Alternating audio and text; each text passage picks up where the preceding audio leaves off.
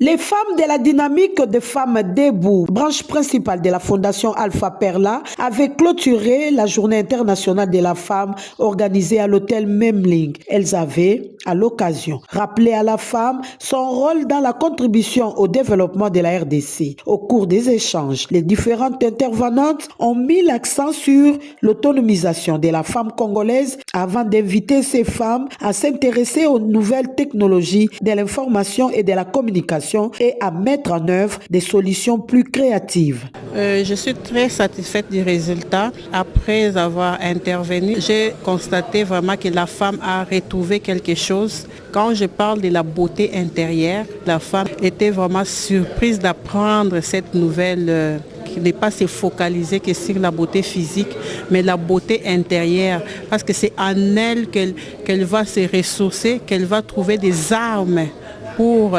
affronter le monde réel, ses objectifs, atteindre surtout des bons résultats. Content de voir ce que le président de la République, notre chef de l'État, est en train de faire avec la femme congolaise, capable de diriger aussi comme l'homme. Vous voyez, la méritocratie, c'est ce qu'on est en train d'appuyer ici. Donc, il y a des femmes qui sont capables de faire de grandes choses. Ce n'est pas seulement des hommes qui peuvent assumer des postes de responsabilité dans ces pays. Les femmes en sont capables.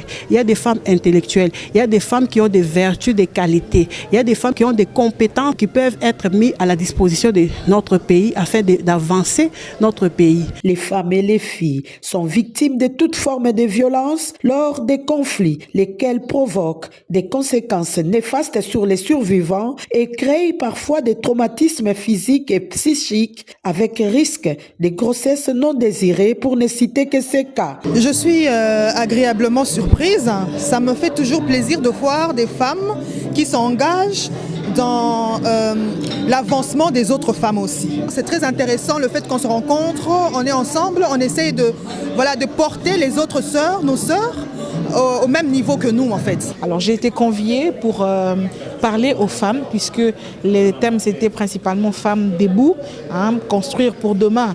En même temps aider les femmes à se mettre debout, puisqu'on dit toujours debout, debout, mais le debout des femmes, cet appel reste toujours abstrait. Alors il faut passer au concret. Comment une femme peut se mettre debout pour l'avenir, pour construire, pour développer le Congo?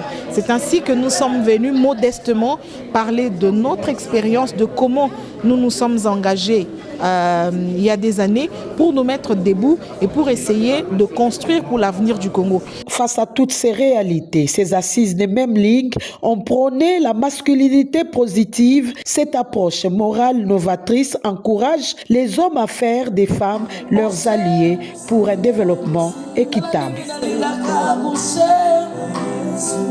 Dans la